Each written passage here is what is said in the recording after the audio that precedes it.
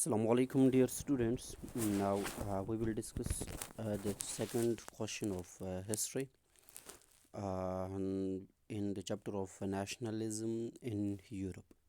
So, in this question, now we will understand its meaning and the different concepts.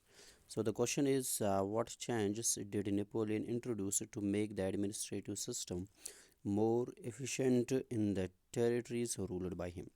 यानी जो Napoleon Bonaparte was one of the important person who uh, introduced the new administrative system in France after the revolution. तो जैसा कि हमें पता है कि उसने डेमोक्रेटिक गवर्नमेंट तो नहीं लाई है फ्रांस में रिवॉल्यूशन के बाद, लेकिन उसने जो एडमिनिस्ट्रेशन था वो एफिशिएंट और नेशनल एडमिनिस्ट्रेशन सेटअप किया है और लोगों को फ्रीडम दी है उसने बहुत सारे चेंजेस किए हैं, इसलिए नेपोलियन जो है ये एक इम्पॉर्टेंट रोल अदा करता है वर्ल्ड हिस्ट्री में।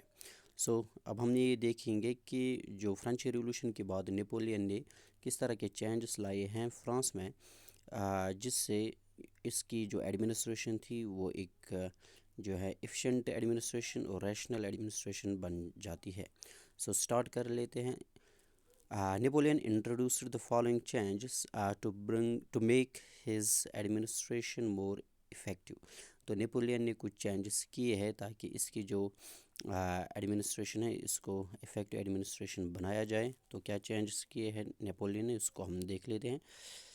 First point is he introduced civil code of 1804। This is important point कि सिविल कोड ऑफ 1804 जो था ये इंट्रोड्यूस किया है नेपोलियन ने। सिविल कोड क्या था?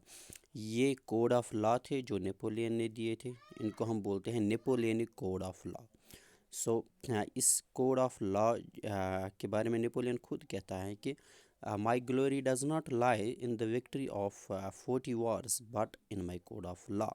यानी I am much popular in the world history. ये इसीलिए मैं नहीं हूँ क्योंकि मैंने 40 जंग जीते हैं, बल्कि ये इसीलिए हूँ मैं, आई एम फेमस, क्योंकि मैंने कोड ऑफ लॉ दिया है फ्रेंच लोगों को। तो ये कोड ऑफ लॉ ये क्या इन्हें बेनिफिट्स देते थे लोगों को, like which abolished all the privilege based on birth. यानी जो प्रिविलेजेस होते थे फ्रांस में इनको ख़त्म किया गया। प्रिविलेजेस क्या थे? Benefits were given to only first and second class people, जिसमें प्रीस्ट आते थे, नोबल मिनिस्टर आते थे, तो सिर्फ उन्हीं को ये बेनिफिट्स देते थे। गवर्नमेंट उनको जो है राइट्स देते थे। सो इन्हीं को ये राइट्स होती थी, वही जो है लक्शरस लाइफ जो इंजॉय कर लेती थी। तो ये जो राइट्स उनको दी जाती थी ये बेस्ड ऑन बर्थ था। बेस्ड ऑन बर्थ का मतलब होता है जो भी इन यानी स्टेट से, फर्स्ट या सेकंड स्टेट से जो भी फिर जन्म लेता है उनको बाय बर्थ वो राइट्स दी जाती थी। अगर जो वो उसके काबिल ना भी होते थे उनको वो राइट्स होते थे। तो इसको बोलते हैं हम based on birth. Established equality before law. तो इक्वलिटी बिफोर लॉ को इसने एस्टैब्लिश किया है। सो इट मीन्स दैट कि everyone should be equal before law. तो ये एक रूल ऑफ लॉ भी बनता है, ये नेपोलियन ने दिया है। तो no one is above the law, law सबों के लिए सेम होगा, चाहे वो किसी भी क्लास किसी भी कास्ट से बिलोंग करता हो। And granted the right to property, और राइट टू प्रॉपर्टी दे दिया गया, क्योंकि हमें पता है कि फ्रेंच सोसाइटी में सिर्फ फर्स्ट एंड सेकंड क्लास उन्हीं को प्रॉपर्टी होती थी, पीजेंट्स के पास कोई प्रॉपर्टी नहीं होती थी। तो अब उनको भी प्रॉपर्टी दे दिया गया है। Okay, land was given to the peasants as well. So another point is he simplified administrative division. तो नेपोलियन ने एडमिनिस्ट्रेटिव डिवीजन को सिंप्लीफाई किया। लाइक उसने क्या किया, इसने सेंट्रलाइज्ड एडमिनिस्ट्रेटिव सिस्टम को कायम किया है, यानी सेंट्रल गवर्नमेंट उसने बनाया और लोकल गवर्नमेंट भी उसने सेटअप किया है, ताकि जो लोकल इश्यूज़ हैं वो लोकल लेवल पे सेटल हो जाएंगे। और सारे फ्रांस में एक मेन गवर्नमेंट बनाई जिसको बोलते हैं central government. Okay, abolished feudal system को इसने ख़त्म किया है, which was one of the worst system in Europe. इसमें क्या थी, जो मेजॉरिटी पॉपुलेशन हुआ करती थी यूरोप में, तो वो एक्सप्लॉयटेशन में होते थे। लाइक पीजेंट्स अबाउट 90 to 95% की पॉपुलेशन में होते थे। तो उनकी कंडीशन काफ़ी ख़राब होती थी। क्यों? क्योंकि वो लैंड लॉर्ड्स के कंट्रोल में काम करते थे, उनके ज़मीन पे काम करते थे, लेकिन उनको जो रिटर्न में दिया जाता था that was very little. So in cash और इन काइंड तो काफ़ी कम होता था। So that was very big problem at that time. तो इस सिस्टम को बोलते हैं फ्यूडल सिस्टम, इसको ख़त्म किया है नेपोलियन ने। Another point is freed peasants from serfdom. इसने पीजेंट्स को फ्री किया है सर्वडम से। तो सर्वडम से इसने फ्री किया है पीजेंट्स। सर्वडम मीन्स स्लेवरी, स्लेवरी से आज़ाद किया गया। एंड मैन्यूरियल ड्यूज़, मैन्यूरियल ड्यूज़ होते हैं जो नोबल्स को लोग ड्यूज़ देते थे, यानी टैक्सेस देते थे। कोई जो है प्रोडक्शन करेगा, उसका टैक्स होगा, तो इनको ये तरह तरह के टैक्सेस लेते थे, उनको भी इसने ख़त्म किया है।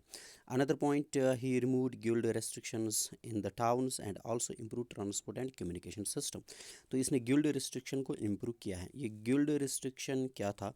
जब भी ट्रेड होता था from one province to another province, तो वहाँ पे गिल्ड्स होते थे, वो उनसे टैक्स लेते थे, वो उनको चेकिंग करते थे। तो ये एक रेस्ट्रिक्शन होती थी ट्रेड के लिए। लेकिन और दूसरा ये है गिल्ड, हम इसको भी समझ लेते हैं कि जो ट्रेड था, इट वाज हाईजैक्ड और under the control of big businessman, big industrialist. तो वो बाकी मर्चेंट, स्मॉल बिजनेस ओनर्स को वो फ्री ट्रेड करने की इजाज़त नहीं देते थे। तो ये रेस्ट्रिक्शन होती थी, तो इनको भी रिमूव किया गया। तो improve transport and communication system, transport को बनाया गया है, कम्युनिकेशन रोड्स, ओके, इनको भी फॉर्म किया गया, ट्रांसपोर्ट को फॉर्म किया गया ताकि इकोनॉमी डेवलप हो जाए। अनदर पॉइंट, ही इंट्रोड्यूस्ड यूनिफॉर्म लॉ। तो जो लॉ उसने बनाया है, ये सभी फ्रांस में एक ही तरह के लॉ बनाए। तो डिफरेंट लॉ नहीं है कि एक प्रोविनेंस में एक तरह के, एक दूसरे स्टेट में दूसरे तरह के लॉ होंगे, no, uniform law for whole France. Another point, एक कॉमन नेशनल करेंसी, तो एक ही नेशनल करेंसी बनाई गई, ठीक है, common national currency for whole France. And standardised weights and measures, तो वेट्स एंड मेजर्स को स्टैंडर्ड किया है। लाइक एक प्रोविनेंस में एक तरह के वेट्स एंड मेजर्स होते थे, दूसरे प्रोविनेंस में दूसरे तरह के वेट्स एंड मेजर्स होते थे। लाइक कि जो यूनिट्स होते थे, वेट के यूनिट्स या मेजर के यूनिट्स, ठीक, तो ये डिफरेंट होता था। एक प्रोविनेंस में 1 kg वो एक यूनिट होता था, दूसरे प्रोविनेंस में 1 kg वो दूसरी यूनिट होती थी। इसी तरह मेजरिंग यूनिट भी डिफरेंट था। इसने स्टैंडर्ड किया, एक ही स्टैंडर्ड रखा ताकि मर्चेंट्स, ट्रेडर्स और जो भी बाकी कस्टमर्स हैं उनको प्रॉब्लम ना हो जाए। So this was a second question of nationalism in Europe. I hope you got the points. So इसको वीडियो को लाइक भी कीजिए और शेयर भी कीजिए। Thank you.